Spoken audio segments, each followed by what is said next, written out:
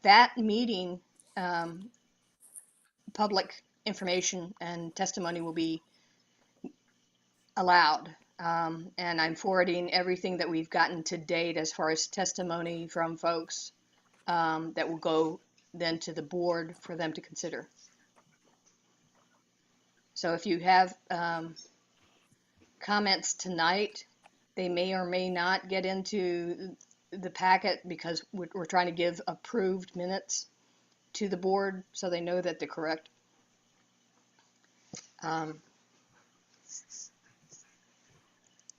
But it will take place on Zoom. Yes.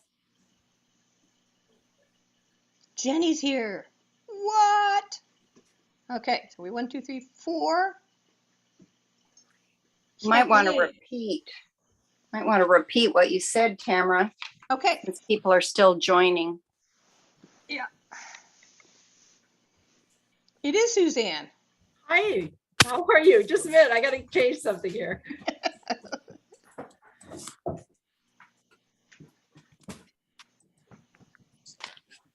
Andrew Bates. Are you having an earthquake over there?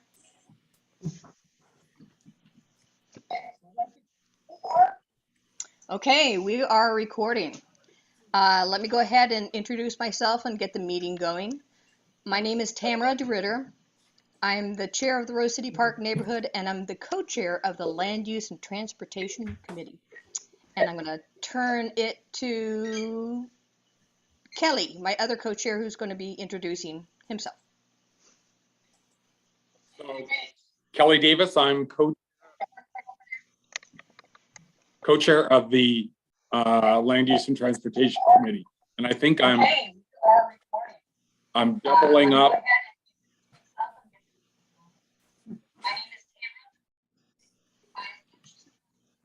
You have the YouTube channel on?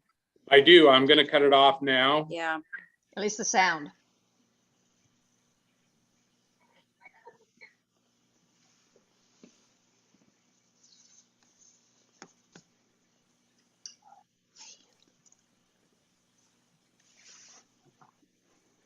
Okay, while he's working on that, hand it over to Sharon to introduce yourself. I'm Sharon Fuchs. I am on the Land Use and Transportation Committee. I live on Sacramento Street at the intersection of 61st and Sacramento, just 1 block to the west from the intersection in question. One of the 2 intersections in question. Right. Jenny, want to introduce yourself? Yeah, hey there. I'm struggling with my audio. I'm Jenny Lyman, a Land Use and Transportation Committee member. I live at the corner of 63rd and Broadway. Okay. I don't see any other. Terry is coming. Terry's coming. Zach's coming. So why don't we get everybody else? Kelly, are you ready to introduce yourself? Yeah, Kelly Davis, co-chair, Land Use and Transportation Committee, and YouTube star extraordinaire. Not. Okay. Let's hand this over to Sarah Crooks. Introduce yourself, please. Hi there. I live on Sacramento next to Andy Bates and across the street from Sharon between 61st and 62nd. Okay, and who are you going to hand it off to introduce themselves? Andy, I'll popcorn it over to him. Hi, I'm Andrew Bates. I live next to Sarah on 61st and Sacramento, about half block from the topic today.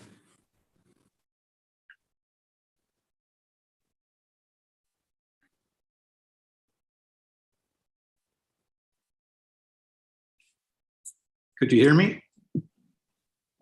Okay. Susan, would you introduce yourself? Sure. I'm Susan Ferguson, and I live at I overlook the intersection of 62nd and Sacramento. Okay. Pass this over to Raymond. Yes, good evening. I live on Northeast 56, 2324 Northeast 56, and I attended last month's meeting and introduced the topic of street improvements, and just wanted to attend again to update the committee about what Kelly and I have been up to. Thank you. Let's pass it to Terry. He's one of our committee members. Terry, will you introduce yourself?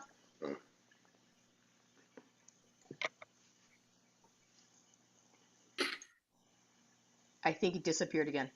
Okay, Ben, go ahead and introduce yourself. Hello, I'm a neighbor. I live on 64th, just off Sacramento, and I'm happy to be involved in trying to find the best fit that we can for all of us to have a nice neighborhood. Good. And Terry, are you back with us? Can you introduce yourself? Yes, it's internet. We cannot make you out. I think you've got auto tune on. Maybe if you just turn off your video and do it by audio only, it will work. You're breaking up when you speak.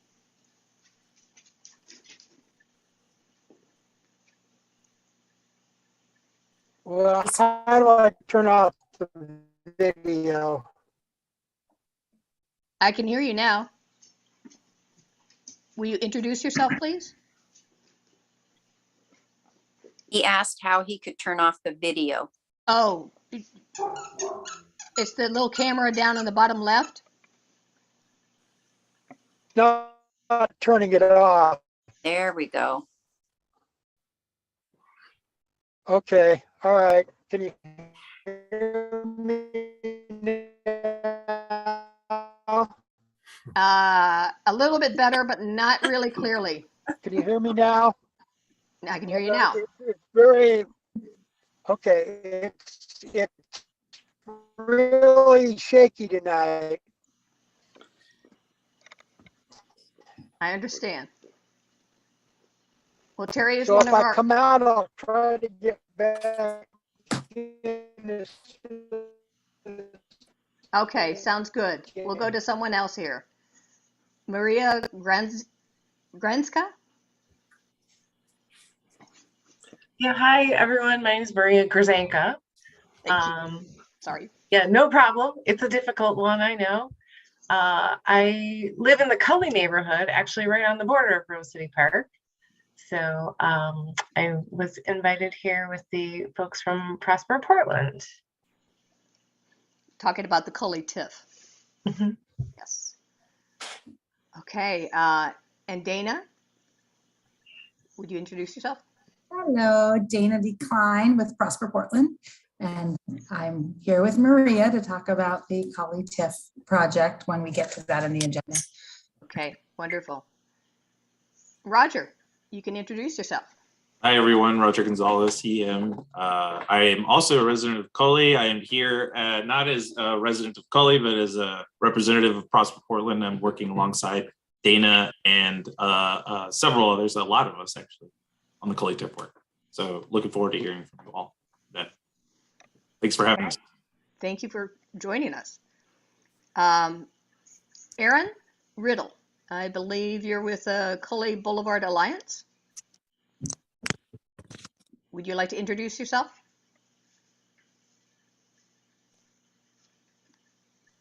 Yeah, hi, I'm Aaron Riddle, District Manager for the Cully Boulevard Alliance, which is a neighborhood prosperity network TIF district. So here to answer any questions when Roger and crew present later.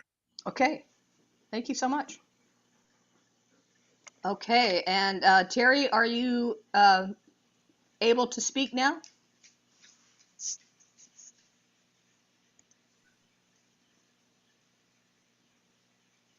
Okay, he's here in spirit.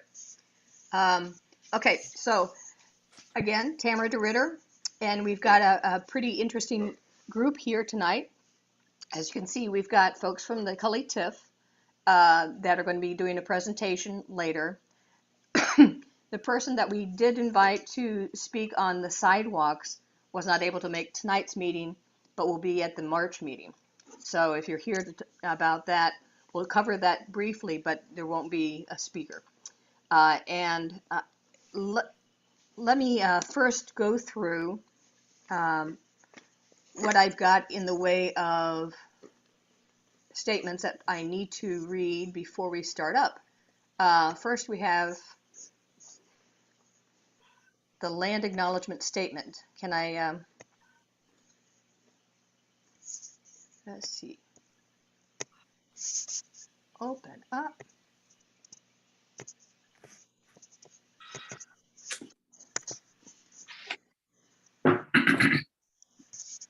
Okay, I'm sharing the screen. Sorry.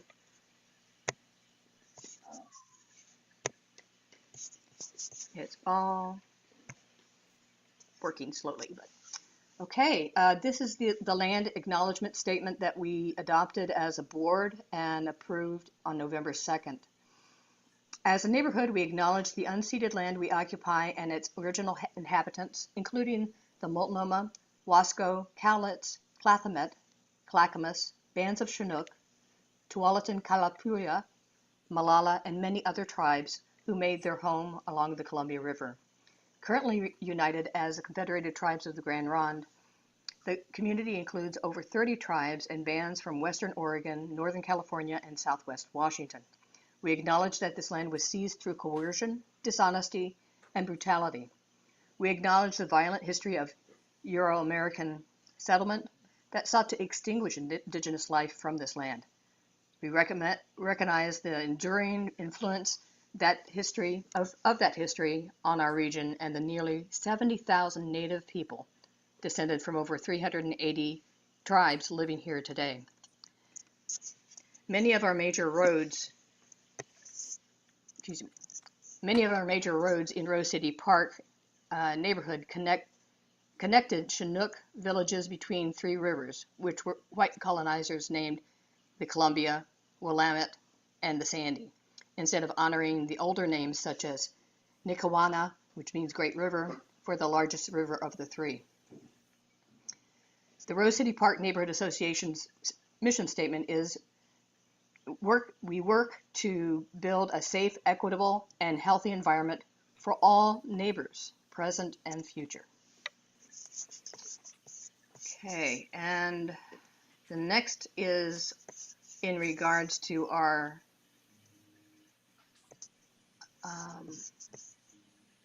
neighborhood agreements.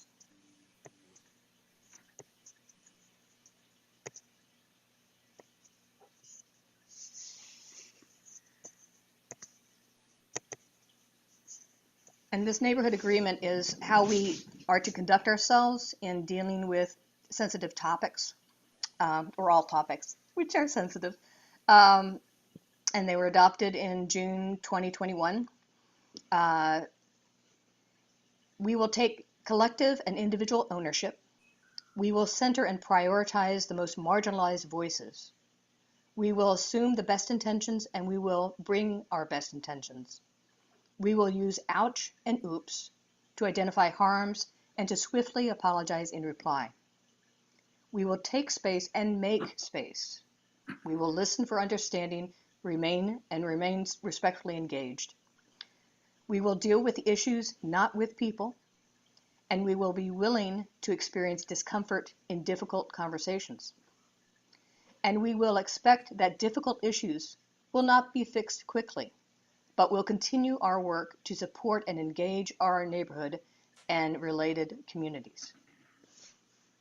Okay. That's that. I'd like to step through the agenda at this point to see if we have things in order. And you want to pull that up or should I, Kelly?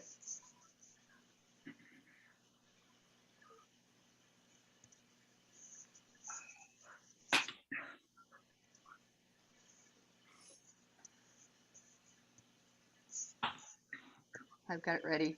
Here it is.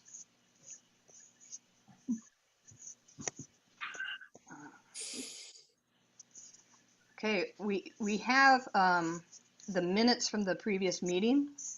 which are fairly important minutes because there was a lot of testimony about the slow streets. We also have new business items, which include anything from committee members speeding on 48th, the mailing list, streetcar, Montgomery to Hollywood, discussion draft, Hollywood hub, intersections with impaired sightlines, slow streets, which is the one that many of you are here for, and then crosswalks, bollards at 62nd, and 64th and Brazil redesign subcommittee. Then we have updates, which is dealing with cut-through traffic, and including, as you can see, the Cully TIF speakers. So at this point, what I would like to do is bring the two items about streets, slow streets, to the top, and then also followed by the Cully TIF. And then we'll get to the rest of this. But first we need to review the minutes. Is that acceptable to folks? Yes. Committee Yes. members? Yes. Okay. All those in favor say aye. Aye. Aye. All those opposed, same sign. Okay, it passes. All right, let's go ahead with that. Then we first have our minutes.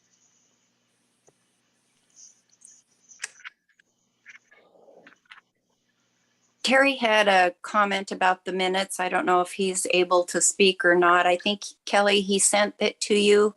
It was in regards to putting liens on people's property for sidewalks or sidewalk repair.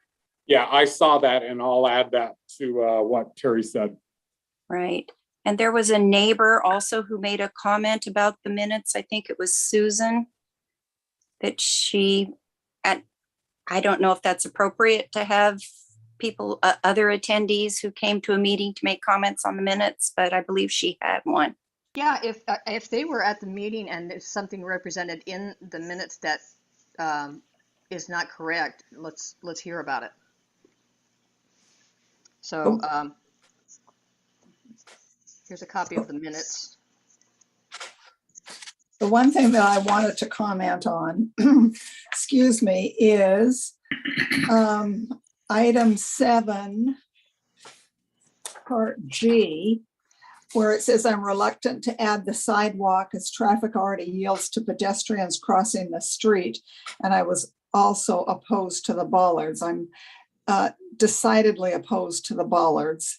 But what I was also saying at that meeting was, I think that the money that is being spent here, I think we need to stop and think about the money being spent in our privileged neighborhood, as opposed to where crosswalks and bollards are really needed in outer southeast Portland, on outer Division, on outer Powell. That's where we hear about the accidents, both fatal and non-fatal. And I think this is over-designed in our already privileged and safe neighborhood. Can't get the fingers on the right spots. I also brought that up at the December meeting. I agree with you, Susan. I think that we're solving a problem that isn't truly a problem. It's at least not a high priority problem. There's much higher priority problems than Sacramento Street. I agree, Ben. Thank you.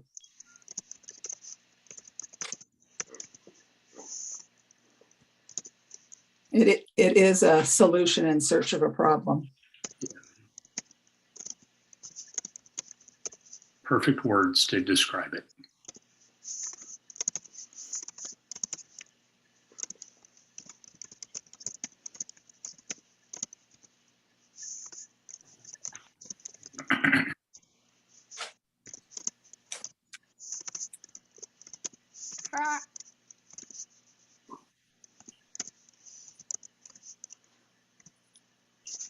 Bad spelling, but that's me.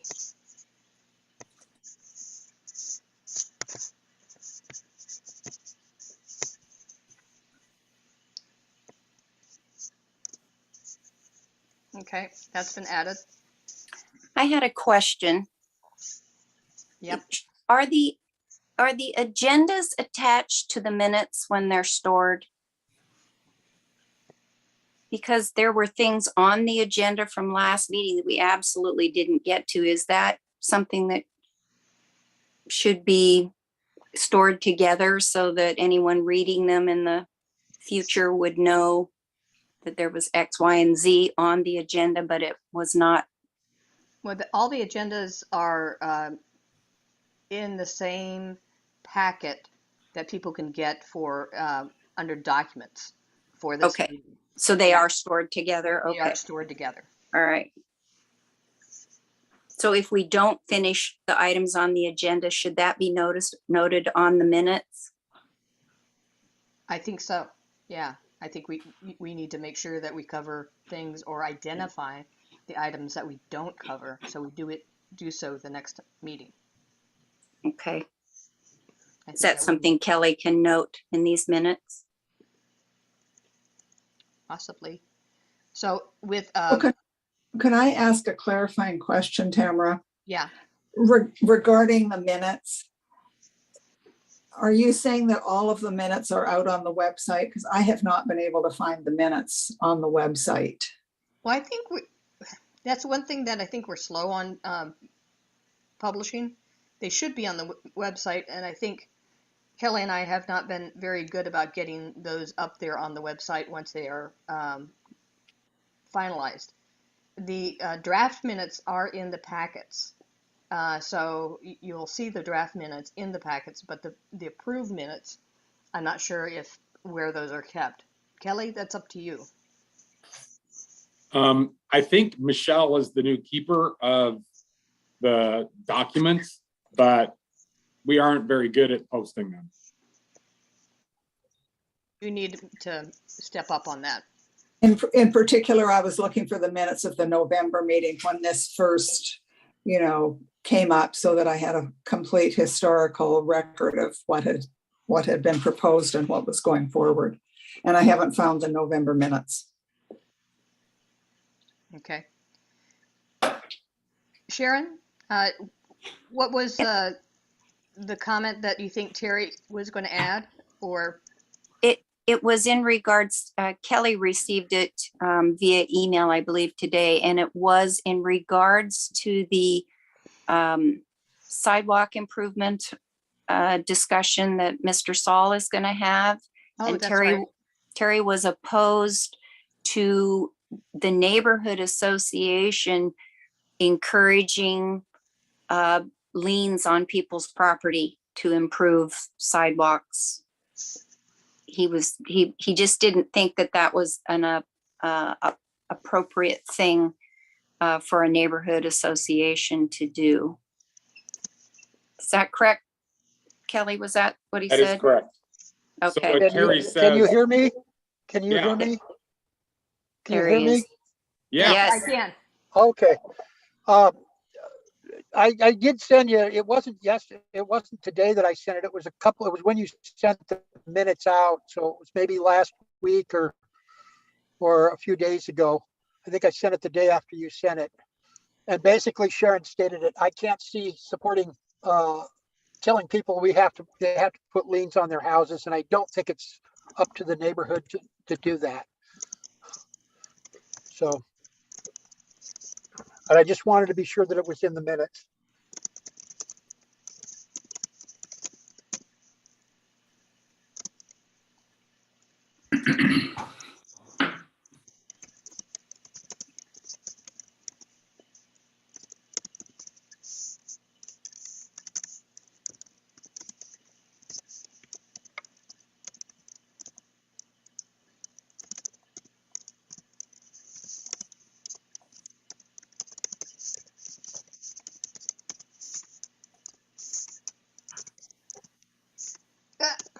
How's that, Terry? Yeah, that's fine. That's fine.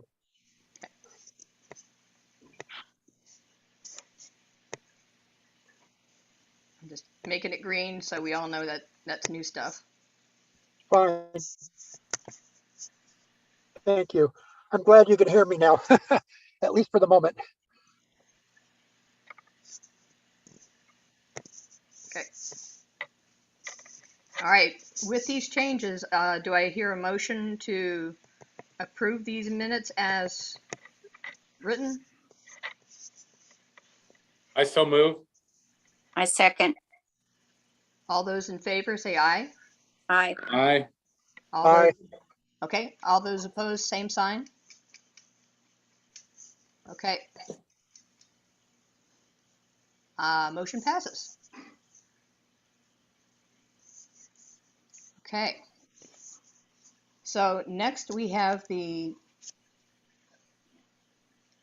let's just go ahead and talk about slow streets.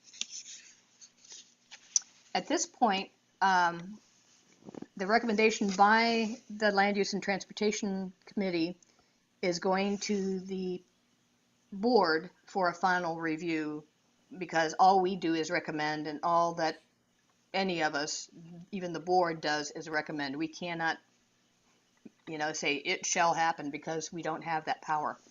So all we do is make recommendations to PBOT or whoever the powers may be doing these projects. And so right now we've got a special board meeting scheduled for March 1st on Zoom between 7 and 9 p.m. That will be Tuesday, the first Tuesday in March. And the sole topic will be discussing the Sacramento slow streets and crosswalk being proposed that were discussed at our last meeting. And if we have any more testimony here, we can, give them draft minutes, but it doesn't mean that it's been approved minutes. So I welcome the conversation, and at this point, we do have a recommendation to go ahead and place a slow street barricade at 62nd and a slow street barricade at 64th. And with the intent, I believe, for both of them to be transitioned into a garden type bollard instead of being this massive 12-foot tall signage.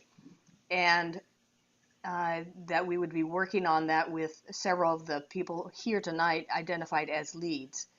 And specifically at 64th, that is considered a city recognized view corridor of Mount Hood at that intersection with Sacramento. And we're planning to, the language is going to be something like we're wanting to include the Safe Routes to Schools project, which is at Brazil and 64th and Sacramento, in that whole consideration for improvements at that intersection for slow streets. So, and the fact that it's a view corridor.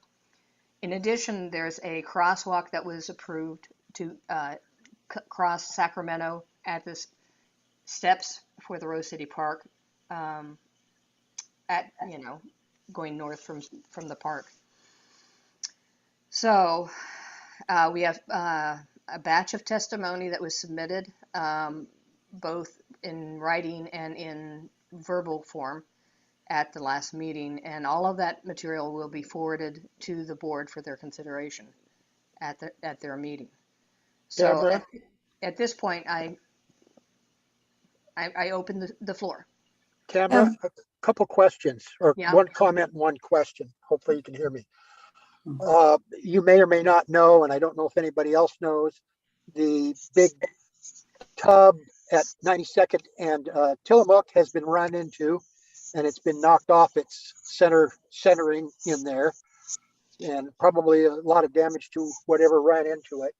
And secondly, when you talk about replacing the big bollards with planters or something like that, are the planters still going to be big concrete things in the street? because that's the same, it may look better, but you've still got that same roads hazard in the middle of the street. My understanding is it still would be a road hazard. It would just be more decorated with vegetation. And I did hear, I saw the last board meeting, and one member of the board said that they wanted as big and tall a structure, even if it's a planter. They wanted signage that would be very similar to the signage that's there now. So that really would damage, or it would almost negate the point of having a planter. Susan? It would make that's, a again, planter that's would only- just look, a planter would just look like an industrial structure. Susan, you that is reminded just me one of something voice. else. You reminded me of something else. The other night, about a week ago, I drove down 92nd southbound. And when I got up to where the bollard was, all you could see was the reflector on it. The sign is so high, your headlights don't even see it. So I'm sure it's probably the same on Sacramento. If you have these big high signs, your headlights do not reflect off of that sign. You cannot read it. Okay. Susan, this is Andrew Bates. I wasn't at the last meeting. This is my first time participating in this kind of format, even though I've lived at my house, I think 30 years now. But I just want to go on record as opposing the concrete bollards. I don't think they're necessary. I think they're going to be a safety hazard. I think they're going to displace parking, which is going to affect me directly. And for those reasons, I want to be sure that I'm on record as another neighbor. The ones who are most directly affected by this is opposing that. As to the crosswalk, I'm okay with that, I guess. I don't know the necessity of that. If there's been a lot of accidents or use of that, it seems to me everybody's pretty considerate around here. I would agree. You know, Okay, thank it's you, funny. Sorry. You know, I was the person who brought up the idea of 62nd because I live on 64th. And I brought up the idea, and it was an idea without knowing the impacts of parking or any of that. And I feel kind of bad that I brought it up now because the impact came out without any kind of feedback loop that if this isn't an alternative, here's the impact of it. Then we could at least discuss, is that a good alternative or not? The crosswalk last night, even, I was walking my dog. I walked all the way around Rose City Park, the golf course, and I came up the stairs and a car came racing by. And it really, I feel more passionate about the crosswalk right there. Something, not a big piece of concrete, not a big ugly thing, but something to hopefully slow, cars as they enter that thing. I think they come around that kind of blind spot of a corner, and it is kind of a blind spot if you're in your car. And then they kind of accelerate, and then that brings up, what do we do at 64th? Because they're accelerating by the time they get to 64th.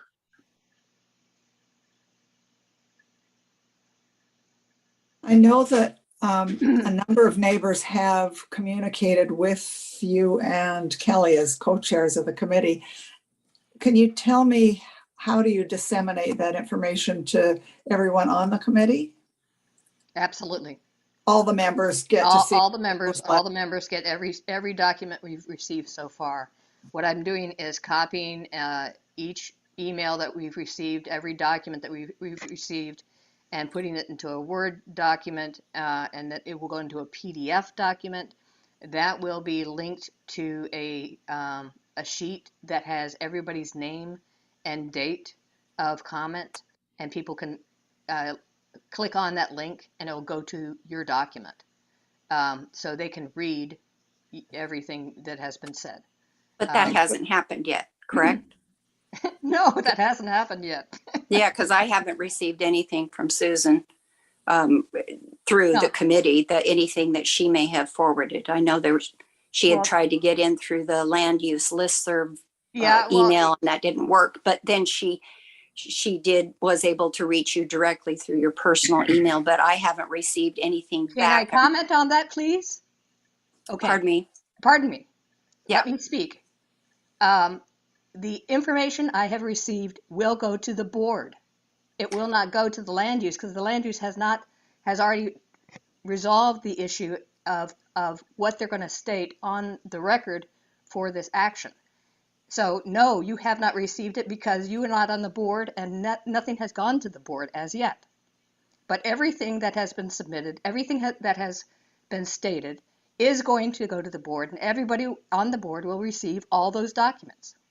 Okay? Tamara, Yes. we had a meeting in December. That we thought we resolved it. Then there were different members at the meeting in January and it was changed. Well, son, you know that the meeting in December was not considered a full meeting of our But it committee. was, in hindsight, it was. Well, son, listen, I have interpreted that same interpretation previously in other meetings where it was appointed members of the board needing to be the quorum. This is not new information, and that is how I interpreted it. And then I stated to everyone there, do you want to proceed with an informal meeting? And everybody said, well, we're here, well, let's go ahead.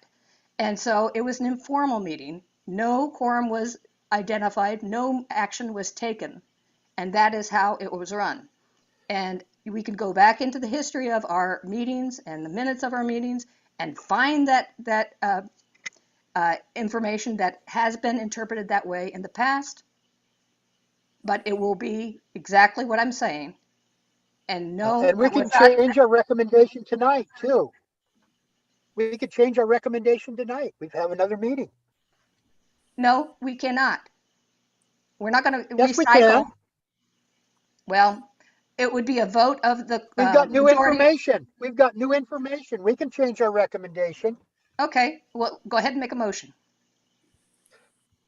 I recommend that we take another vote on each individual item of Sacramento. That means the two bollards and the crosswalk being offered separately. Do I hear a second? The motion. I second the motion. Is that Sharon seconding? Yes. Okay. Or did I? So now we have the members of the committee to vote on this. And those members include Kelly, myself, Sharon, Jenny, and Terry. And I don't know if we have Zachary with us still. Yeah, Zachary's Zach's here. I'm here, got my baby. Okay, so we've got a motion and a second of reopening the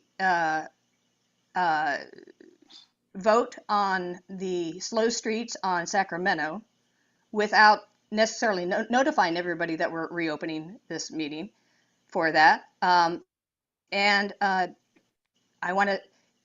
we've got a motion and a second. So all those in favor, say aye. Hold on a sec, Tamara. I don't understand. I couldn't follow all that conversation. I don't understand the intent here. Okay. Our committee held a public meeting at its last regular session. Yeah, I remember that part. And made a vote. And at this point, Terry is saying that we want to discount that motion and start over again. But separately, each item separately. So you're not combining the two bollards together. You're not combining the crosswalk with the bollard. Each item separately, which is what should have been done at the last meeting. Well, my understanding is we kind of did that. Now, Kelly, can you clarify whether we did that separately or not? Do it separately. So we made a motion and voted on at the January meeting installing the crosswalk at 62nd and a traffic calming concrete bollard or planter as designed by PBOT. And then we had a separate motion that combined the two projects, slow streets and safe routes to school at 64th and Brazee, to come up with an aesthetically pleasing solution that preserves the view corridor to Mount Hood. And we'll form a subcommittee to come up with a suggested design that is acceptable to the neighborhood. And that also passed. So we did not vote on crosswalk separately from bollard, but we did vote on the two intersections separately.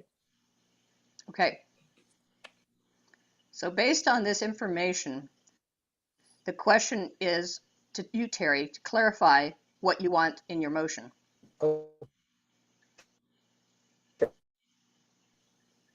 I can't hear you. Can you write it in text in the chat line? I think Terry went away. No, he's still there. Terry, if you could write it in the chat, then we could all see it. Because your voice is breaking up still.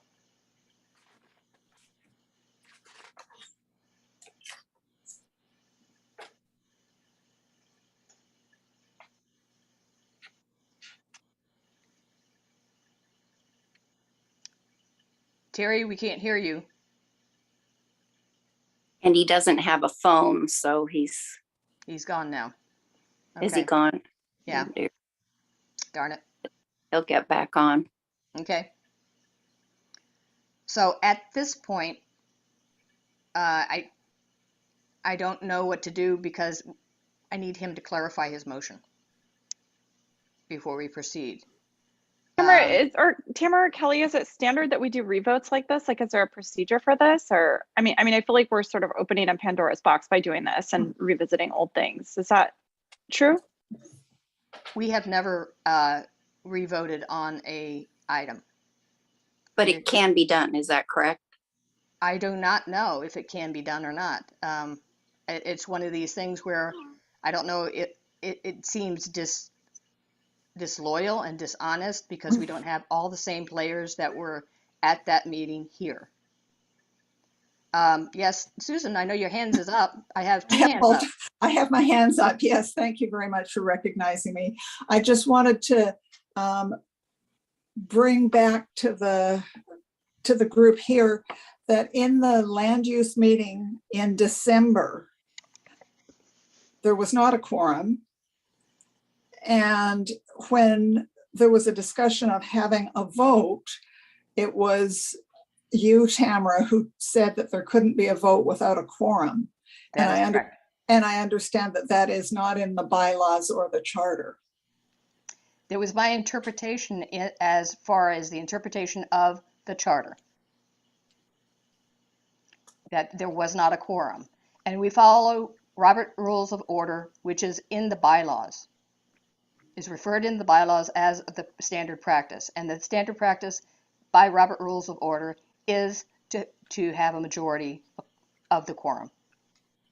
Okay, the answers I get on this change each time it's brought up, so I'm confused. I'm sorry you're confused because the charter is a subset of the bylaws, and the bylaws refer to how we conduct meetings.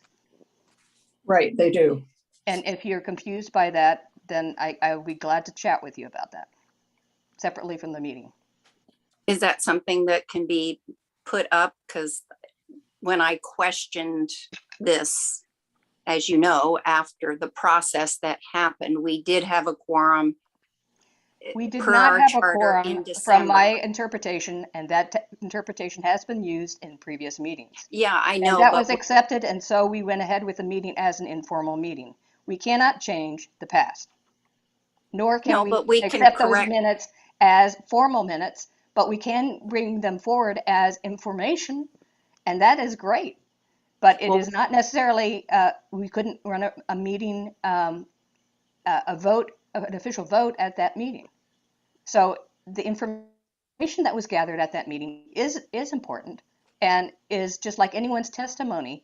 should be incorporated as testimony, as a cache of information for our decision.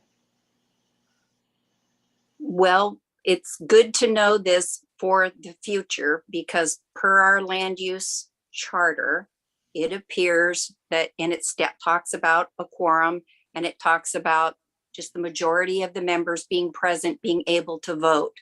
So that in the future is probably what we should adhere to, don't you think? I mean, that's the correctness of the land use charter.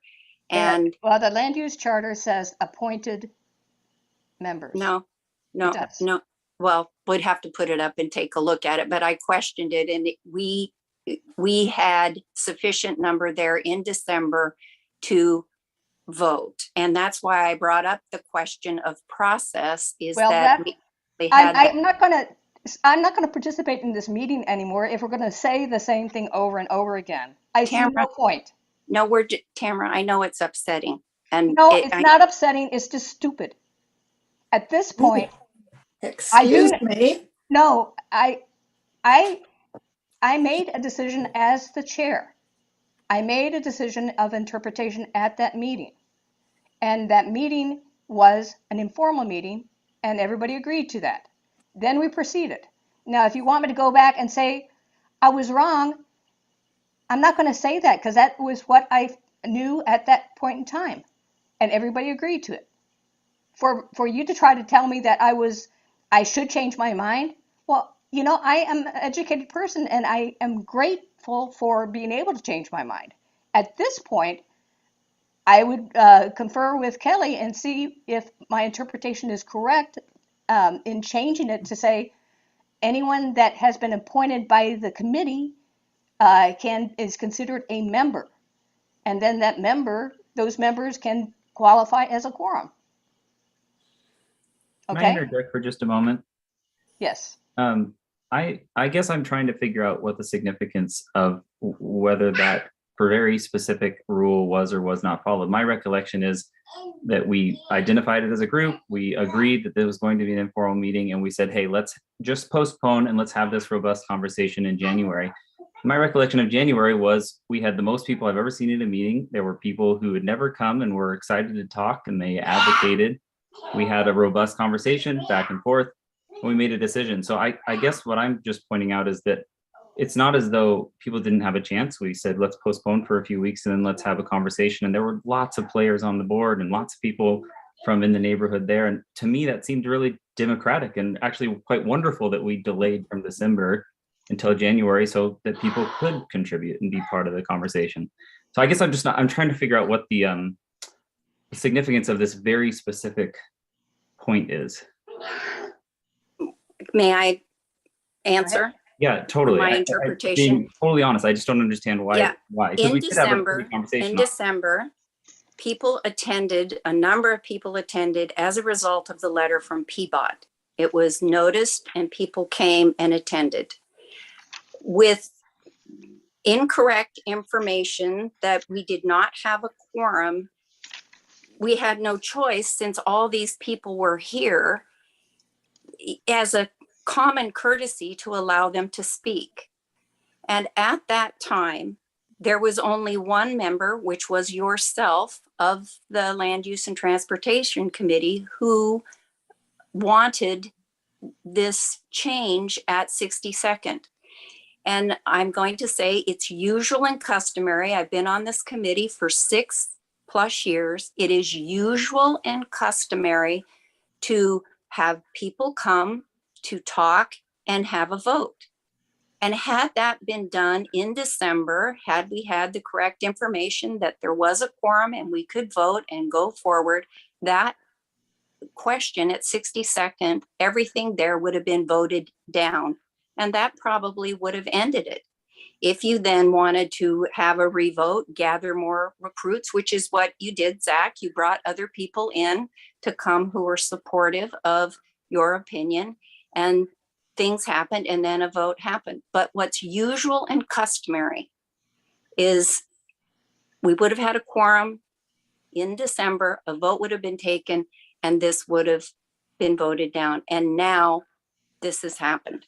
And it's a bad thing that happened to begin with from November, because Peabody, in my opinion, jumped the gun. It was only an idea, and then lo and behold, it was a full-fledged dramatic change with significant impacts for the people at 62nd and Sacramento.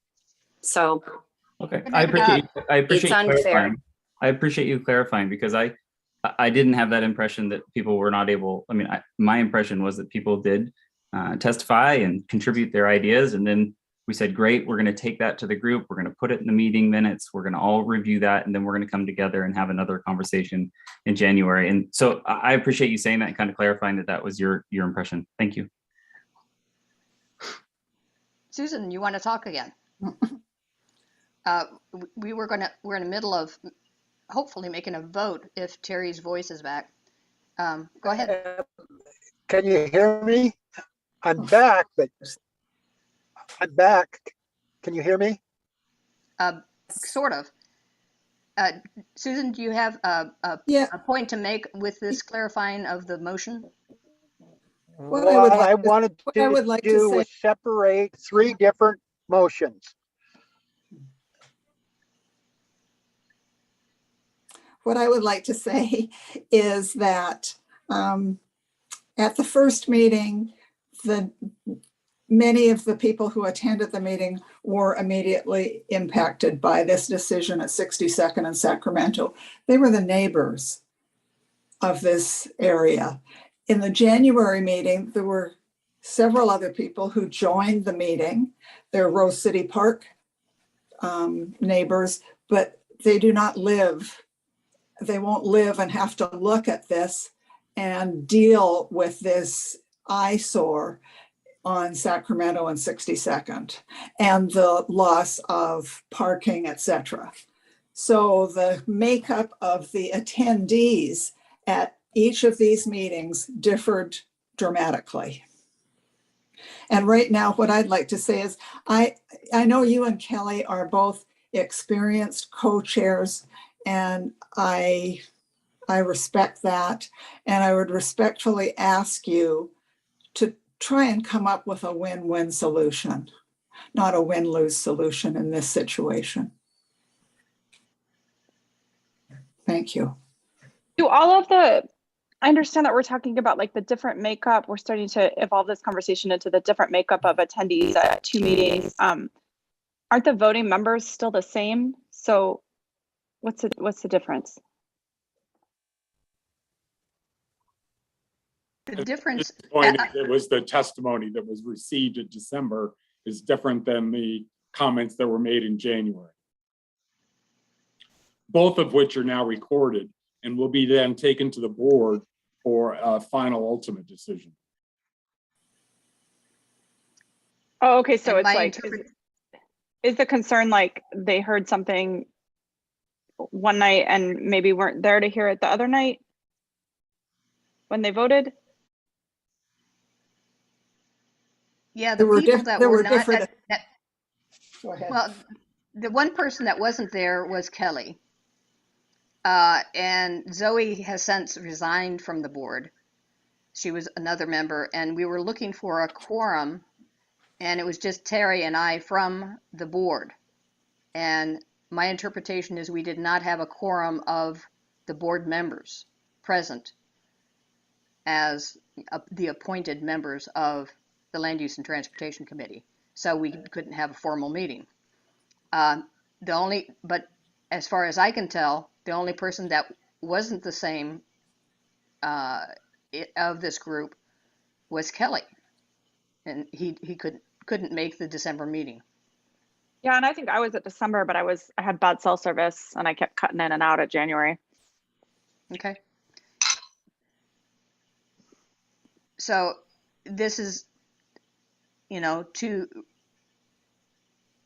take away or ignore the previous approval of the board with the members and the testimony that was provided at last meeting, and instead revisit everything and open it up for another vote without all those members there, I find would be legally challenging. you know, as far as, but I am open to it. And what I understand from Terry's statement is that he wants to make sure that each item, such as the crosswalk and then 62nd slow streets and then the 64th slow streets, are 3 separate votes. And I think that can be done at the board. It doesn't have to be done here, where it could be actually quite, we'd be opening up another hornet's nest of people being upset at us trying to usurp their testimony because they weren't here at this meeting. But I would like to take a vote of the members here. I've stated my piece. All those in favor of reopening the public hearing and running a vote again for these 3 separate items, say aye. Aye. Aye. All those opposed, same sign. Aye. Aye. Don't we have a motion on the floor that needed to be dealt with? That was the motion. That was, we just did. No, but Terry made a motion. And you seconded it. Right, to separate out all these 3 things. So we'd already agreed to vote on it separately to break it up. That's what we voted on, to reopen that hearing. And oh, that's a majority- different motion, to reopen the hearing. There was a motion that Terry made, I seconded, to vote and separate the 3 different things. You just made another motion that was just to reopen the hearing. So those were 2 separate, to me, sound like 2 separate restate it things. again so we know exactly what you think we're going to be saying. Well, Terry still got his motion on the floor, which is to, and I seconded, which is to open the vote and separate out 3 different things. And I'm not sure exactly what those are. That The is not crosswalk. true, Sharon. So the motion that Terry stated, which was moved and seconded, was to change the recommendation at tonight's meeting and to take another vote on each item. The 3 items that he stated. He came in later and said on the 3 items. What Okay. I'm interpreting is that what we were going to vote on was whether or not we revisit our recommendation from the January meeting.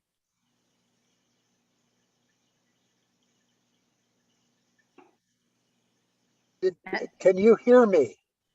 Yeah. Okay. I don't know how much of my motion you heard because this thing's cutting in and cutting out and I had to actually get back on. But the idea was to revisit it with a vote of each individual item. The crosswalk, the bollard at 62nd, and the bollard at 64th. That was my intent, and I don't know how much of that got heard because of my technical difficulties. Okay, Tamara, you want to vote again on that motion? Okay, we'll vote again. All those in favor of that motion made by Terry, say aye. Aye. Aye. All those opposed to that motion, same sign. Aye. So that's 4-2. Okay, I just want to put on the record that there are as many committee members on this meeting as there were in the January meeting. So I don't see how there's some unfairness between January and this meeting. I just don't see that. This vote that we just took and voted down was a potential option at the last meeting, and why it didn't get proposed, I don't know. Just the crosswalk and the other 2 subsections of it. You were at that meeting and you had the opportunity to clarify. And I make did that not, motion. and I did not do that. Correct. That's right. Why it didn't happen, I don't know. I feel we were pushing for time and we couldn't get it. We didn't have time to do it. Okay. Okay, That's now my it feeling. is almost 8 o'clock and we Here still we have go again, time. other people to speak tonight. But I want to make sure that we have everyone who had indicated an interest in speaking about Sacramento go ahead and speak tonight. And Sarah, did you want to say something? So if I understand this process, and I am new to this meeting, and the vote and the recommendation that this committee is going to have is going to go to the board on March 4th, and there will be additional March 1st. Sorry. The first Tuesday of the month. Okay, so there will be an additional opportunity for people who are interested in this particular Safe Streets proposal for 62nd as well as 64th to provide comments that will be considered in the board consideration of the proposal. But ultimately, this is a PDOT or a PBOT problem. It or is a PBOT project. Okay. And we're just making recommendations to them. Okay. And well, you're welcome to submit your recommendation directly to PBOT as well as to me. And just put it as info@rcpna.org as an email. And that will get to me, or make sure that if you would like to, in the chat, just put it your email directly to me, and I'll make sure that you are part of the notice. Okay. Okay. For the record, to the extent we're making a record this evening, I'm opposed to anything more than a sidewalk at 62nd. I also walk my dog, who's small, and I have observed safety issues at that sidewalk with respect to, frankly, the bushes at the north side of that street, at the place where you would wait to go across a crosswalk.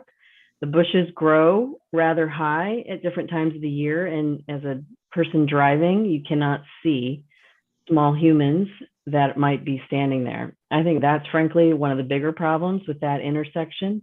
I think a crosswalk is a low impact way of trying to encourage drivers to stop and be wary of people who are walking, children as well as animals and adults. But frankly, there's drag racing that happens on Sacramento. And I would be concerned with these cement bollards, if that's the appropriate term, in the middle of the night. My mother lives she lives in the next block. She lives between the big white house on the corner of 62nd and the big white house on the corner of 63rd or Brazil or whatever those houses are. She lives at 62nd or 6237 Sacramento, and I'm over there in the evenings, and I hear the cars race through there. So the issue that concerns me more is, how do you safely slow down traffic? And I don't think those bollards are the way to do it.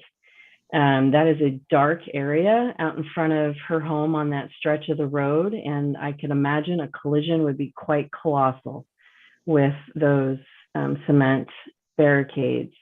I don't know if it is speed bumps. There's a number of them on that street, but maybe there's some other way of diverting traffic off that street. But I find the Ballard at the end of the Sacramento towards the 70s, it is there. It's a nuisance, but that street's dark. I'm from Las Vegas. I'm used to having a lot of light. We do not have street lights in this neighborhood, and I think that's a bigger issue, my own opinion.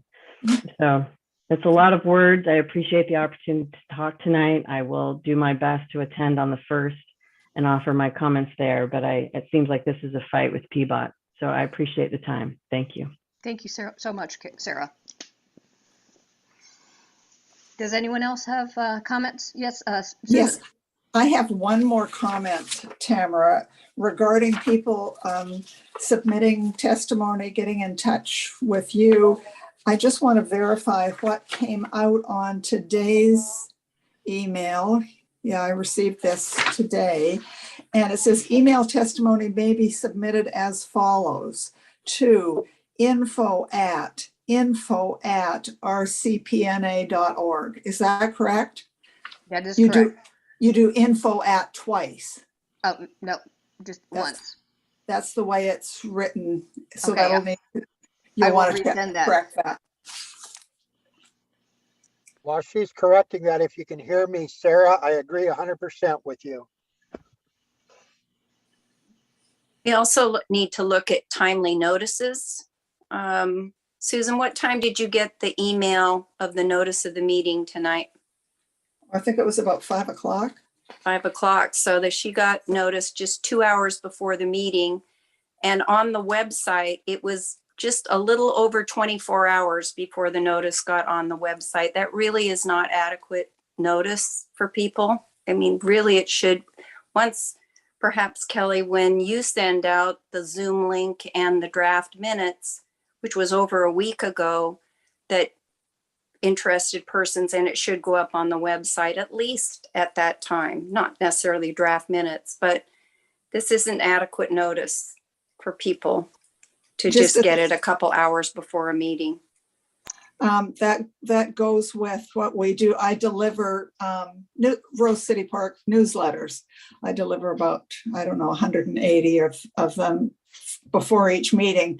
And it is our mission to make sure that people get those on their front porches at least a week before the meeting so that they can plan ahead. Yeah. So the meeting is on the calendar, right? Just to clarify, but the actual like button that you click to join the Zoom link is what comes out last minute. Yes or no? I think that's accurate. Sometimes it's not on the calendar either. It should be easily accessed when you open the home page. This is my opinion. When you open the home page of the website for the neighborhood association, the most current activities that are happening should be right there. And as of yesterday, the two things that were up front and center happened in January. It didn't even have the early February board meeting posted on the home page there. And that was 2 weeks ago. And so we are working with volunteers. I know. I understand it's very easy. Well, if you want to be on the board and then take on the management of the website, I would really encourage. I'm just voicing concern. Sharon, acknowledge. Tamara and I would be happy to give you our role on the committee. I know you would. Do that much better. Absolutely. Posting things and being more timely. Then Sharon, go for it. Please. I'm just noting this. That's and all. I'm noting your concern. Thank you so much. We'll do what we can. Well, the agenda should be out there in advance too. Well, guys, we still have the Cully TIF people that are sitting here patiently waiting to us complete our arguing. So could we perhaps move on? I would love that. I would add just 1 second. There seems to be a lot of bickering tonight, right, wrong, or otherwise. I would encourage us all to think of what is the right thing for our neighborhood. And not just for us as old people that live here, but for the next generation, like Zach and his kids and the other young people. I love that there's lots of, when we moved in 24 years ago, we were the only people with kids on the block. There's 11 kids on my block. We have to do the right things and make the right decisions moving forward for that next generation to have this wonderful neighborhood. Let's focus on that if we could. Thank you, Ben. Okay. For the point of order, I would like to now transition to the Cully TIF. We have several speakers here tonight. I'd like to welcome back Dana, Aaron, So and Roger. Yeah, Roger and Maria.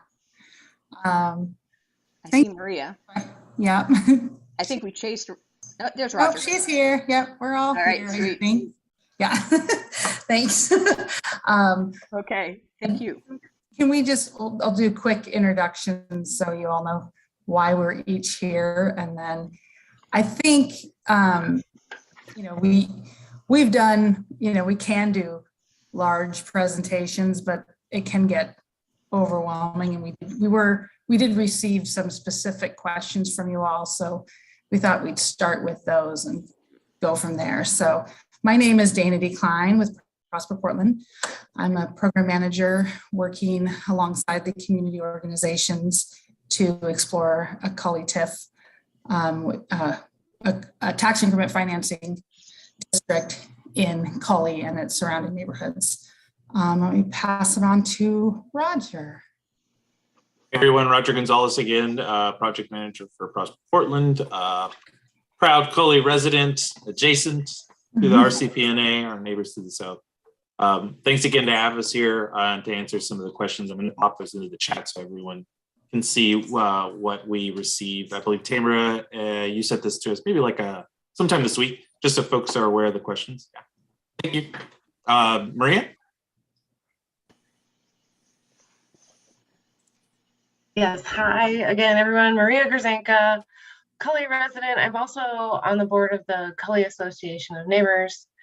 Yeah, oh, and also the reason why I'm here is because as part of CAN participating in the Cully TIF project, I've been working with what's called the Exploration Leadership Committee, and Dana and Roger will explain more about that.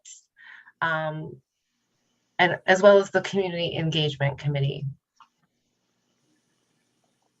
Aaron, over to you.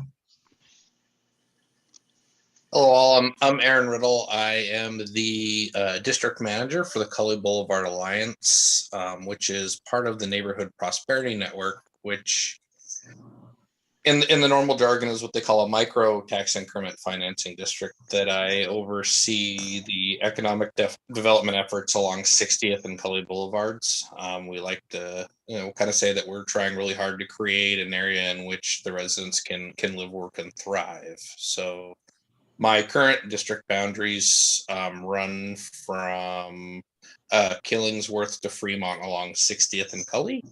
So with that, I do have a couple Sumner property or a couple of Rose City properties that are already in my district which is the gas station and Fire on the Mountain. And back to you, Dana. Great, thank you. So I don't know how many of you might have seen the presentation that we provided to CNN in March, maybe in November. We thought that we looked at your agenda and realized you guys have a packed agenda. So we were like, probably don't need to spend 30 or 45 minutes trying to go through a presentation, and we have opportunities to go deep with you all I'll tell you about those opportunities. So I thought probably the best thing to do was to just kind of give picture. I'm going to share my screen so I can show you the map that we're talking about.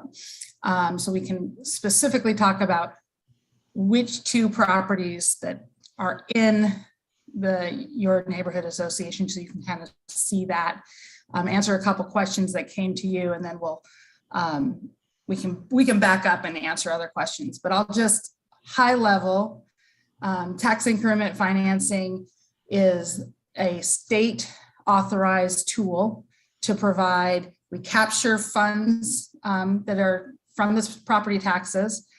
You set the time frame, so you say the clock starts now, and then funds from that point forward generated in the community are utilized to fund property development within the community. So it stays within the boundary that is marked, right?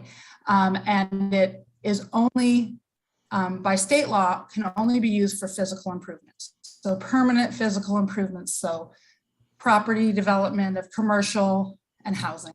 It's pretty much, you can do sidewalk improvements for property, that affect property development. You can do recreational facilities, but it's all physical forms, so not programming of those buildings. So the community, there are 7 organizations in the city, in the Cully Neighborhood Association boundary. So CAN, both the Neighborhood Prosperity Network districts, so Aaron's Cully Boulevard Alliance, as well as our 42nd Avenue.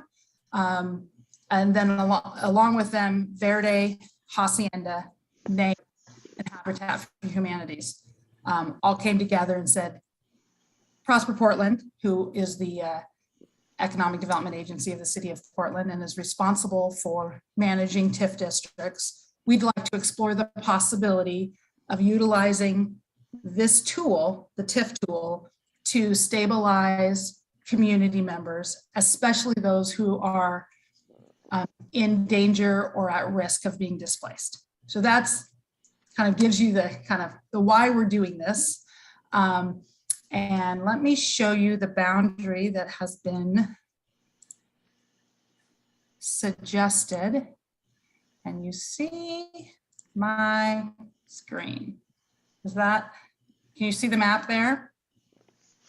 Yes. You see the map? Okay, good. I wanted to show it from this, and I'll scroll in, but I just wanted to show you kind of the space. The white boundary is the Cully Neighborhood Association boundary. I think one of the confusions of the name of the TIF district, which is very common in other parts of town. The Lentz Neighborhood Association is a part of the Lentz Urban Renewal Area. It's not only the Lentz Neighborhood Association. It's not one-to-one based on the neighborhood association. So I just wanted to kind of flag that. It's very normal to have multiple neighborhood associations within a district. So the white boundary just gives you an idea of where the neighborhood association boundary is. And the boundary that is proposed for the Cully community-led TIF district is white. And so this white boundary here. Sorry, the yellow. I'm sorry, yeah, that's right, the yellow boundary. I don't know why somehow I'm not getting the left side of that map. I'm gonna scroll back out. There it goes. It's okay. That doesn't concern our neighborhood anyway. Okay, right. So you have exactly. Thank you. So the only two properties that are in the boundary are those right at the southern tip of the district, and it are the two properties that are included in the current tax increment boundary that Aaron is responsible currently of managing the district. So it goes along the Cully Boulevard Alliance, goes along Cully Boulevard and then stops at Fremont. And the original boundary included the node that was commercial on Fremont, and it included the Fire on the Mountain and the gas station. So that really is the only property that is of, I mean, you may be concerned about your neighboring neighborhood too, but for this specific conversation, it's just those two properties. And let's see here. I know, any questions about that? I can go back. What is the white boundary then? Is that the white boundary is the Cully, that's the Cully Neighborhood Association boundary. Okay. Yeah. And the yellow is the proposed boundary for the Cully TIF boundary. So if I remove, so that's the boundary that we're speaking of. And what's Dana's current organization doing? No. What is my? No, not you. I'm sorry. Aaron. Aaron is the Neighborhood Prosperity Initiative, which is a community-led economic development organization that is managing the micro TIF district that we set up in 2011. So what's the difference between that and the Cully TIF? So the difference is fairly significant, actually, in that the micro TIF district was a pilot program that Prosper Portland rolled out in order to really shift how do we do community stabilization with a community-led lens. And part of that was a very small, we call micro TIF, to capture a little bit of TIF property tax funds to help stabilize resident businesses along the commercial corridor. It didn't allow for any housing stabilization. There were no funds to do any large projects. It was very small, $1 million over 10 years, which actually ended up being about $500,000 over 10 years, which is minimal when you're trying to do any kind of, you know, property development for small commercial buildings. Dana, are you able to, I don't know if that toggle on the left on the legend, if you're able to show the neighborhood prosperity network boundary to show like the one below that, to see how, you see how, now turn off the Cully TIF boundary so folks can see the size difference, the scale of what we're talking about.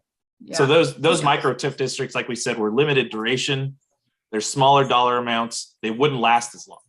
This is talking about like more of a traditional district, which would actually encompass what she's about to pull up. Yeah, you want to? Yeah, exactly. Okay, that helps. Yep. Thank you so much. Yeah. Okay. So that's the proposed boundary right now. And just going down the line on Tamara's questions here. The question around Sumner and their removal, they're actually not, we're not moving, or, you know, to use your term, we're not encroaching in anything other than what's already currently in a micro TIF district within the Rose City boundary. So it would basically be including those same properties that are already in a micro TIF district within the larger TIF district that we're proposing here. Yeah. And we have changed the boundary to not include Sumner. So so it is now just along 82nd.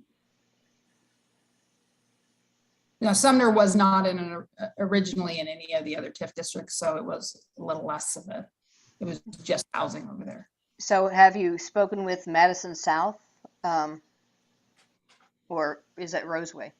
Roseway. Oh, that was Roseway. Yeah. So all of the neighborhood associations that are within the boundary received a similar message, Tamara, to what you did. Yeah. So for folks who may not be aware, I think was it sometime in December, maybe.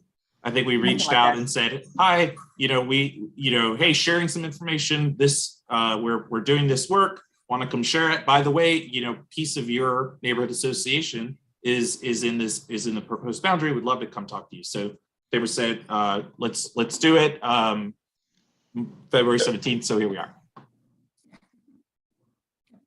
Well, I think we had thought that there was a whole collection of properties in Rose City Park that were part of the Cully TIF. And so we were talking internally about having representation in the organization. After seeing the map, there's two properties. Two properties. Yeah, there's two properties. I mean, as far as representation, just to be clear, like the governance structure that will be utilized to help oversee the next 20-25 years of the TIF district is the next or second to the next document that will be developed with the Community Exploration Committee around how does that selection adoption process happen? Because the selection committee will need to be codified by City Council, because they will be supporting, communicating directly with either City Council or Prosper Portland Board. So there's just the legal entity that will need to be formalized. So there will be an application process and, that whole point. But yeah, there is very few properties within your district. Not that you shouldn't care about your neighboring districts, but I think hopefully it's a little different. So I actually, one of my key questions is my fascination with what you're doing, and how we might as a neighborhood do something similar. So yeah. So one of the things to just be very clear about is that urban renewal area or tax increment financing is a state regulated program, and it only allows the city or municipality to have no more than 15% of its acreage within a TIF designated district. And we aren't at that limit now, so we have the ability to have that conversation, but it's not like it's a free-for-all, right? So it's just we do have to be pretty diligent in ensuring that, especially now as we start thinking about how do we utilize these funds in a pretty significantly shifted way, right? The way the first 50 years of the tax increment financing was used in the city or in the country was really around large development. It was around increasing the tax base. That was seen as the thing that's strengthened community, as opposed to how do you stabilize those who can't otherwise stabilize themselves. So this is it's a really big shift in how we think about utilizing this tool. That's great. I personally think is really exciting, but it's a lot of work. So, and I will say that I think just as in the boundary is not a neighborhood in or out kind of thing, right? It's more about intentionally what's the programming and projects that would be focused on, and then how do you kind of create the boundary to encompass that work? I think it's, you could very well be supporting businesses along that or wanting to understand how this part of the city works. And we do have two, webinar, town hall, it's all going to be on the web because that's what we're doing right now. The first one is, I think, did we say March 31st? We are holding tentative dates, March 31st and May 4th. May 4th. They're tentative right now, but we will be launching a website hopefully in the next week or two that will be able to push information out. We'll get it out to you, Tamara, and you can share it with your team. Great. We're definitely interested in your input. So please spread the word, and there will be some surveys on the website. There'll be an opportunity to hear more technical, what is a TIF district and all the mumbo jumbo, but I'm trying not to go too detailed with it just because it can get pretty technical and it's hard to do it fast. I can tell you it's really hard to do it fast. So did I hit then? I think you asked what are the TIF districts specific, what are the organizations? And I think I already ran through those 7 organizations. Would you like me to tell you those again? We have Well, I think there's the second piece to that question around steps being taken to prevent self-dealing, which I think is a great question. I think much like all of these are public funds that we, if council approves it and we establish a TIF district, there's that panel that you're talking about who likely will have a role in the oversight. Now, all of those individuals are going to have to fill out and abide by this conflict of interest forms and rules that we have. There's also ultimately a competitive process that'll have to be used in order for those funds to be, you'll have the whole traditional kind of like you post the request for proposals or things like that. You're noticing, you're pulling together likely external folks or other folks in order to select, from those proposals, likely doing engagement depending on how big it may be. And so those kinds of structures will still be in place there. And so I think there still remains a lot, like Dana said, around, who's going to be on that committee, but that will certainly have to go through its own approval process in terms of impaneling that group, which will have another board or council approval, right? So you have a number of layers in which you have the folks who are elected here in the city that ultimately have that come before them. But also the Prosper Portland has a lot to say with what is brought forward as far as competitive bids and how they judge those competitive bids. Yeah. So I just want to make sure that. Can I ask a question? There's concern, about the same folks that are in this committee getting, or Mia or whoever, getting the same bids over and over again. So I want to make sure. No, I appreciate that. Yeah, I definitely appreciate that point. Because we have a strong Vietnamese population here that works like the Dickens and other folks that really do need work. Okay. Yep, absolutely. Can I ask a question? Yeah. Yes. You talked about conflict of interest. And I'm wondering how the selection of committee members and conflict of interest with the various groups that you mentioned earlier, your neighborhood association, NAA, Hacienda, et cetera. When you've got different groups that are applying for the money, how do you select, how do you treat conflict of interest among those various groups when you're selecting a membership or a board or whatever? Yeah, so that, first of all, we have not documented how the selection will be, but we're pretty confident that it will have to be an appointed based on because it'll be referring to the city council. It'll be a process that they've used over and over again to panel a committee. And so there'll be an application process, and then there'll be a process of selection. And in all cases, if you're on a board and you have a conflict of interest, you have to, step away when there's a vote being done that is in conflict, that you have a conflict of. But there will be a lot of scrutiny about that when they're starting to select who. And the formation of the exploration process is different. That is not the same committee that will be on what I'll call leadership committee or oversight committee once the TIF district is formed. That will be a completely separate district or committee. Thank you. We're very interested in understanding that. That's a very key thing for certainly Prosper Portland's legal team cares a lot about that. So I promise you that's been flagged. I would add too that we actually, between 42nd Avenue and Cully, we're blessed to have two neighborhood prosperity districts in our neighborhood, and the way those work is they are community led, community oversight. Both of us have steering committees that we answer to. I joke all the time that I have 13 bosses, and those are made up completely of business owners, employees, and residents of Cully.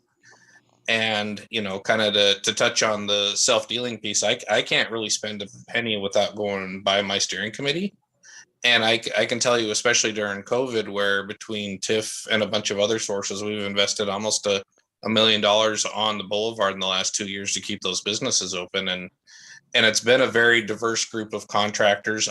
We actually have a Vietnamese representation on our board. We have Hispanic representation on our board. We have Native representation on our board. And we have, a mix of business owners, residents, and medical providers and nonprofit folks. So excellent. That piece is there where it's, in all honesty, even though NEA is my fiscal sponsor, I would say NEA is probably the one that has benefited the least as far as the organizations in our district. And that's largely because of the community oversight that we have. Good to hear.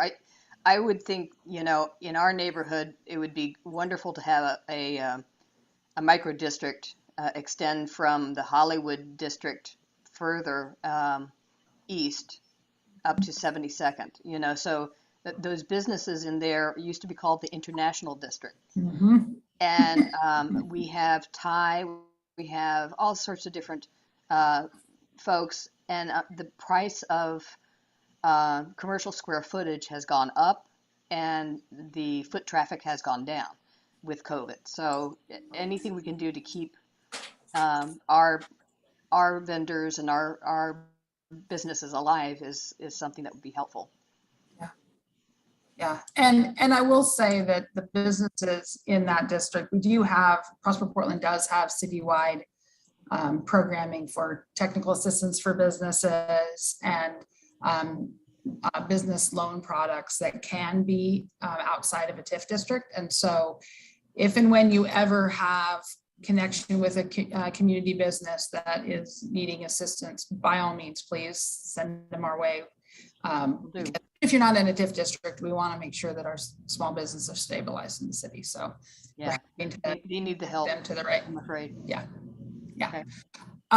Before we or if there are other questions, I do want to share that I also want to just point out there's an incredible amount of work that these organizations that we are partnered with on this process, that they're doing quite a bit of labor along. We're doing this together, and I can tell you we were in several.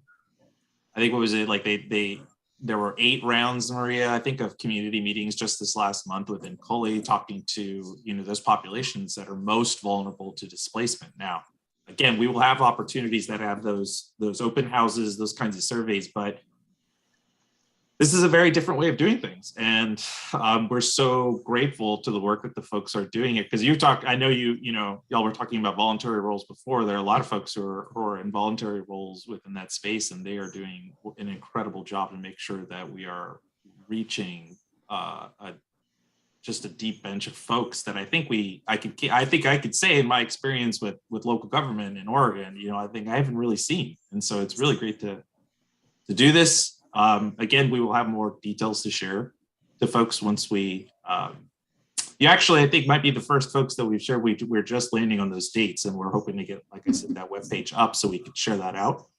And yeah, and if you have any email links that I can hand off to the businesses along that stretch, or flyers, I would be glad to just personally just drop them off. Let people know that there is help out there, because people don't go on websites when they're working, 16-hour days. So it's trying to get the word out is not very easy. And maybe one of you could do an article in the Hollywood Star, because that publication gets up and down the road here. That's a good idea. That's a good idea. I just wanted to flag, Tamara, the last question you asked was around climate change, the importance that we all see as the challenge in our community. And I just wanted to flag that one of the priorities in the TIF plan, that's currently a draft form, but the community organizations have loud and clearly have a, climate action and environmental stewardship as a prioritization in the plan. So I just wanted to kind of flag, yep, here. How does that, I think that the way that's going to present is in affordable housing and in affordable commercial projects, being really thoughtful about where you could put solar panels and where there's not like a guarantee that every single project's going to have LEED certification, but certainly prioritizing those important elements where possible. So would there be a possibility of a solar farm that would help support the community?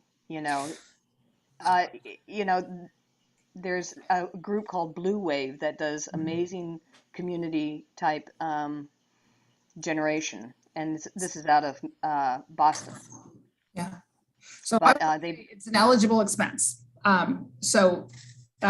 What they've tried to include is really ensuring that the affordable commercial and affordable housing is the project that is the focus, or the recreational center, and that solar panels or that kind of stuff would be a part of those projects, not necessarily standalone in vacant property.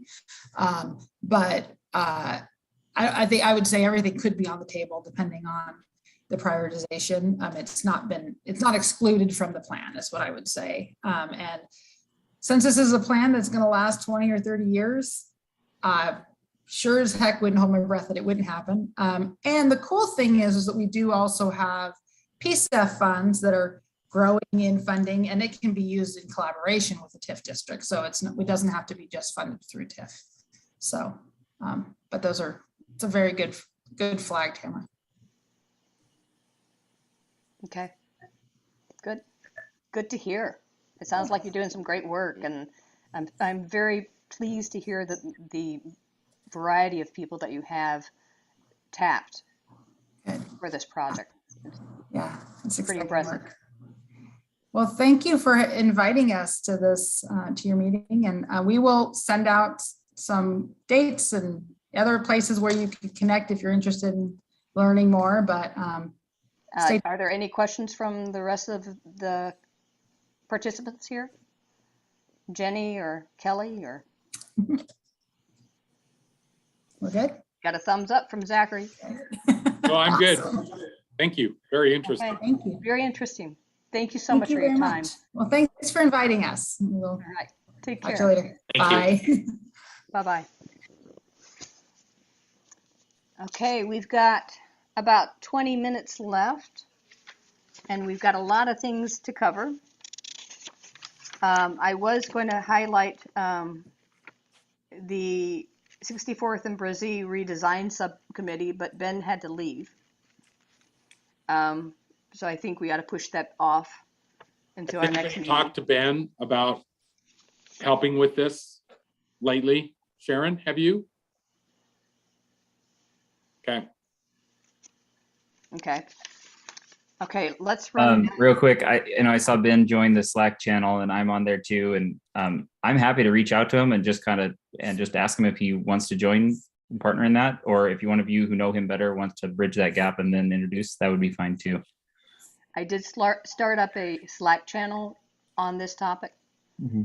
So I encourage anyone who's interested in working on this to get in there. And again, the Slack is a public meeting or gathering place. Anyone can talk in there, and anyone can pop in and read your comments. So just remember that that is all public access. Okay, Terry, we've got a couple things here, such as the streetcar from Montgomery Park to Hollywood. Do you want to discuss that tonight, or is there time to push that off? We might be able to push it off.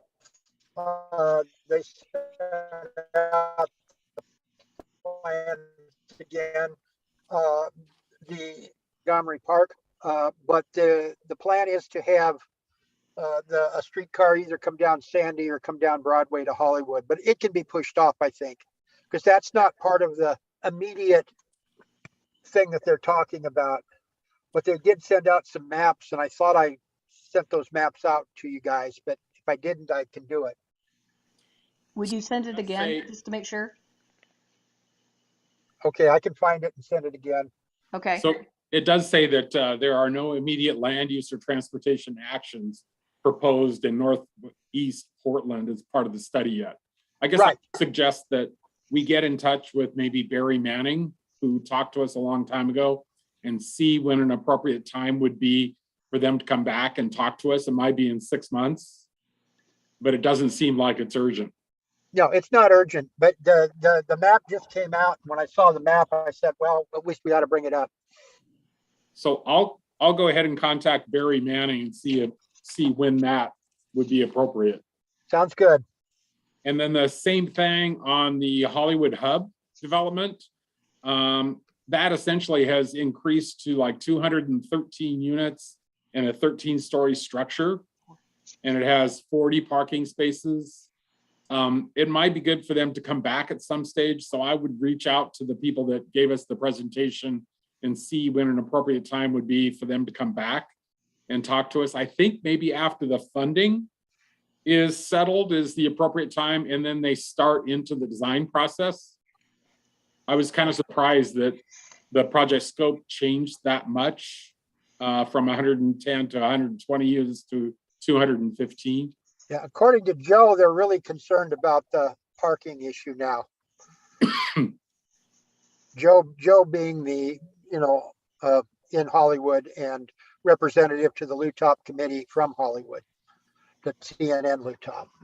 Speaking of Joe Schaefer. Yes. Right. Yes. So everyone understands.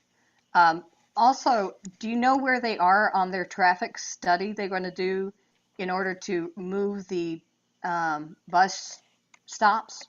It just says that is a to-do item.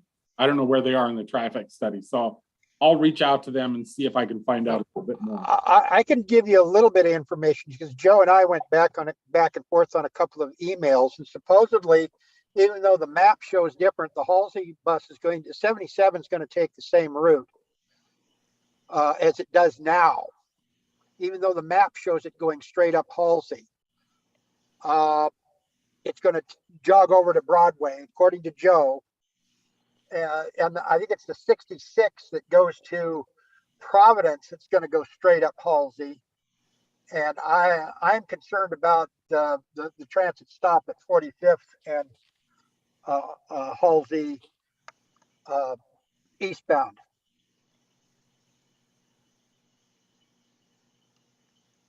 There's Again, not looking much at room. the map that they sent out.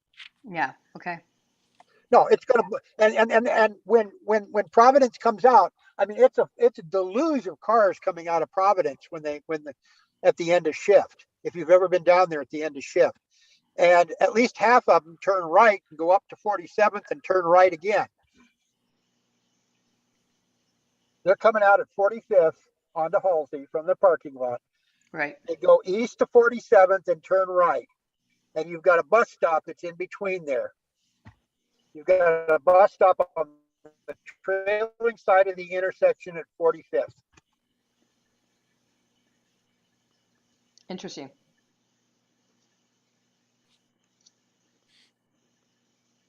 Okay.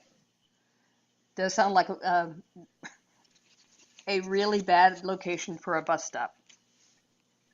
But Yeah, who well, am I? if they moved it to the leading side of the intersection, they could actually pull out of traffic because the street's wider there. Terry, what's been his, When what's Providence been built the, their building, they widened the street. Terry, what's been the Pardon? response rationale as to why not to move it there? I don't know. I'm just looking at the map. Oh, okay. I think it's still waiting maybe on the traffic study. I don't know. Okay, thank you. But I think it makes a lot of sense to take out a couple of the on-street parking and have a bus lane, for them to be able to pull in and then get back out. Yeah, that's the way I've looked at it too. Okay. All right. Intersections with impaired sight lines. There was an email that we received from Joe Anderson, our intern for our board, and he was really concerned about impaired sight lines at the intersection of Broadway and 47th. In fact, he says that he goes down there to that intersection at a time when kids need to cross the street because there's not a crosswalk there. There's not striping on 47th at that location. And just because it's very hard for anyone to see because the cars park so close to that intersection, it's hard to look around the cars that are parked, and also for the drivers to see. So just concerns for that intersection and the safety of pedestrians. I have also experienced repeatedly parked cars going all the way up to the stop sign. And so that actually makes the throat of that access point pretty tight when you have someone coming in and you're going out. So I think it's a challenging intersection myself. Any thoughts, Dak? Well, I'm just assuming that would be one of the places that could theoretically be discussed in the daylighting. I mean, that's exactly what daylighting intersections is pushing parked cars from that spot so pedestrians can be seen. It's worth probably pointing out if we have concerned neighbors that to send to Hardesty's office or to PBOT and say, is this an intersection you could add to your conversations about daylighting? And that's a fast road to 47th. So they may argue like a vision triangle. Yeah, I mean, they may argue go north a block up where there is that painted crosswalk, but they might at least not know. It might be worth pointing out. Zach, what you're talking about, I've never heard the word daylighting other than from you, and I thought they called it a vision triangle. That may seem, I've never heard that. They may be synonymous. It's daylighting is the idea of making it so that, well, it's kind of a metaphor, I suppose, but it's to make it so that traffic is not parked cars, bushes, utility poles, etc., aren't in the space where vehicles can see or not see. About 20 So I think feet, we're talking about the same thing. Yeah. Yeah. Well, can I take that as a motion for us to support daylighting of that intersection? I'd rather see the words vision triangle, but We could use both. We could say daylighting / vision triangle. and there's no reason why they couldn't paint a crosswalk either. A little bit of paint. They splash paint around this city like crazy. So So are we moving to do something about this, like contacting PBOT? What's the motion? Well, Zach was talking about daylighting, and I'm trying to encourage him to articulate a motion. So I'm actually looking at PBOT. I'm curious about the terminology. That's all. I got a little distracted. I mean, I'd want to take a look before I made a motion on that. Maybe we look at it next, for next month rather than jumping at it. I mean, I've been at that intersection many, many times on foot and on bike, and it is a little dicey, but the Greenway is 1 block north. And so that's usually the route I'm on. So I just would like to look at it before I took a stance on it. Okay. Then Yeah, and I think the terminology that you use is probably irrelevant. I mean, yeah, make it clear sightlines is probably enough. It's called vision clearance at intersections, according to PBOT's website. Okay. I'm good at postponing this till next meeting, so everyone has a chance to go and visit the site. That makes sense. Take me on your bike ride over there, Zach. We'll do it. Good. All right. We also wanted to make sure that we have discussion about the email list for Rose City Park Land Use and Transportation Committee, and that if the idea is that we would have the members of the committee be on the Outlook email blog, and that I would create a spreadsheet that has any interested parties added to that. That's going to be a Google Drive spreadsheet. And I sent that to Kelly already. I was gathering up all the names. So I invited him to look at it. And that's the one that I used to send out notice about the upcoming board meeting on the 1st. And the use of Slack is just for anybody and everybody who's interested in getting a project done to focus on that, and you don't have to be a committee member. I didn't understand what you were saying about the email list. Because Yeah. I thought it was just for committee members. That doesn't mean that you cannot add other names of individual people when you send out that list. But the list itself, the ones that go through our server to like my email address that automatically transfer over. To me, that should just be the committee. If you want to add a whole bunch of other names when you send out something because there's interested parties, they would be added separately and not go through necessarily an automatic I thing agree. from our server. Does that make sense to you? Yep, and that's Okay. what I've been doing is Okay.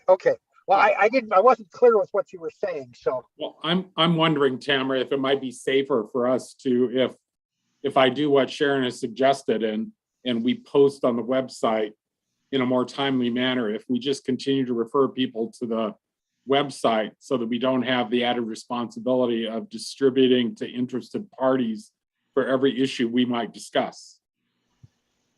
That if we as a committee said to anybody that was interested, like Susan, hey, Susan, check the website, because that's going to be the vehicle as to how you get information on the next meeting and meeting notes and other things. Because I think it might be a little bit of a burden to try to maintain this spreadsheet. I don't mind trying, but I think the fallback should be the Rose City Park website. And who posts to the website? Because I get mixed. Does Joe post to the website? Nope, it's Michelle. Michelle? Michelle, and she has to receive a PDF. She doesn't do Word. So I'm not sure why that is. Maybe she has a Mac, I don't know.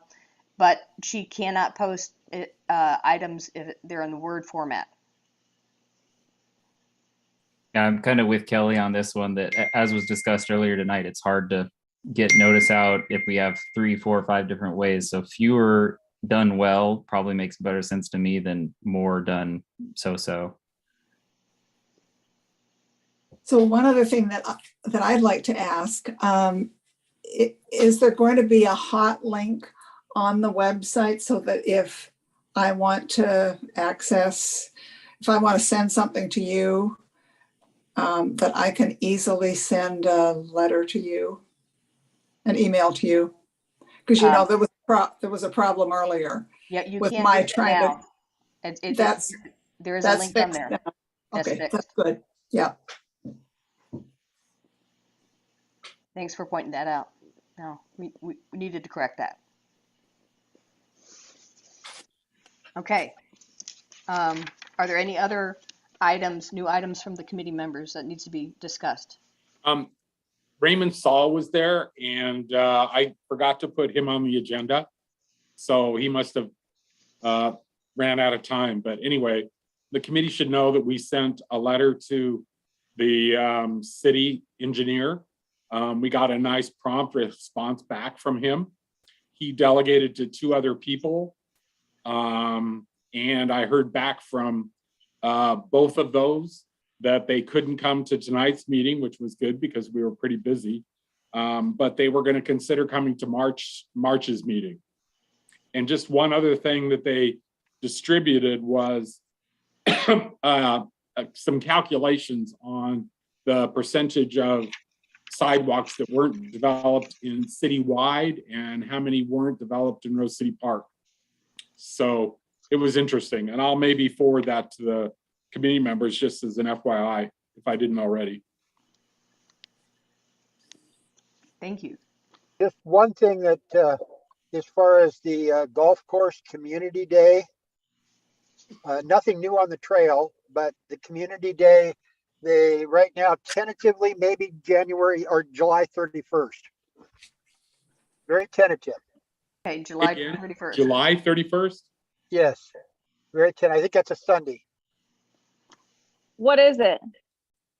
The community day that they're going to have at the golf course, where they're actually going to shut down the front 9, and they may have music, activities, talk about the trail, maybe have some displays, be it historical or something. It's a day for community to come to the golf course and see what the golf course really looks like. You can walk the golf course. You might be able to take a cart out and drive the golf course. I mean, all the activities haven't been decided yet. We're working on it. So I have nothing in the minutes on the golf course path status. No, that's nothing new.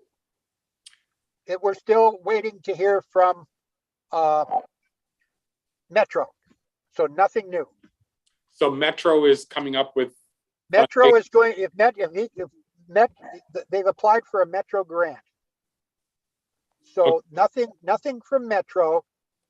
This community day will probably have tours of the existing path or something, because most of it's going to be clustered around the clubhouse. But it's for people to see what other things you can do with this beautiful area that we have in our neighborhood. I mean, this beautiful resource of greenery and trees and grass and all of that, and what, you know, it's to get the community out to see it, and not just for golf. Okay, Zach, am I going to continue to carry you as an action item for cut through traffic and speeding calming, or is that item done?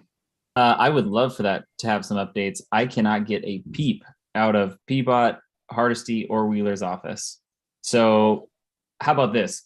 Take it off the meeting, and when I'm going to keep working on them, and when I finally hear something, I'll let you all know. Okay. What are you trying to get from them, Zach? We're trying to figure out what, well, the very specific thing we were talking about was, I'm sorry, I was just shushed by my wife saying I'm talking too loud. The babies are sleeping. The very specific thing was trying to figure out, are there methods of getting or like requesting those like mobile devices that pop up and tell you what your speed is and what the speed limit is, and or those mobile devices that do red light and speeding cameras. I mean, like one of the things I heard Sarah say was there's a drag racing on Sacramento, right? And wouldn't it be nice if there was a way to give some people some feedback that that's not appropriate with a ticket in the mail? At least that strikes me as something that would be good. Oh, and either that or just even a reader board that says your speed is. Totally, yeah. those are on all of that, but I can't seem to get intel from folks. So I'm going to keep working on it, though. I'll let y'all know when I do. Great. I wonder if that guy that did email correspondence with me about like traffic calming in front of the house would help. He might connect you. He's at least responsive. He might connect you to the right person. Sure, that'd be great. Are you talking about Scott Cohen at PBOT or someone else? I can't remember. Let me know. Okay. Okay, thank you. Did you try just calling city county information? No, I should. 4300 number and ask for somebody at PBOT that handles traffic calming? What number is that, Terry? I think it's 243-4300 or something. It's the first thing in the it's the city county information, and they will answer 311, but it's also city county information.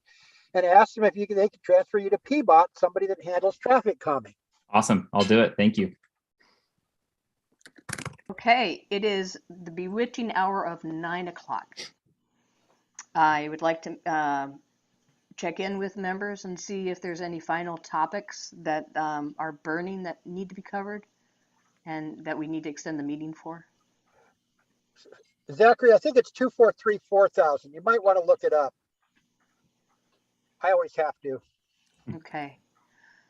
Well, at 9:01, I would welcome a recommendation for us to adjourn and then cover the rest of these items at our next meeting. Because the only things left are construction projects, tennis courts, and we covered everything else. One more little ditty, Tamara. Yes. You were going to talk to Scott Cohen about what kind of flexibility PBOT might have in the design of those bollards, planters. Have you had that discussion with Scott yet? No, I haven't. Would it be possible for you to do that before the board meeting? I definitely will do it before the board meeting. Okay. Yeah. Thank you for the reminder. I move that we go watch the Olympics.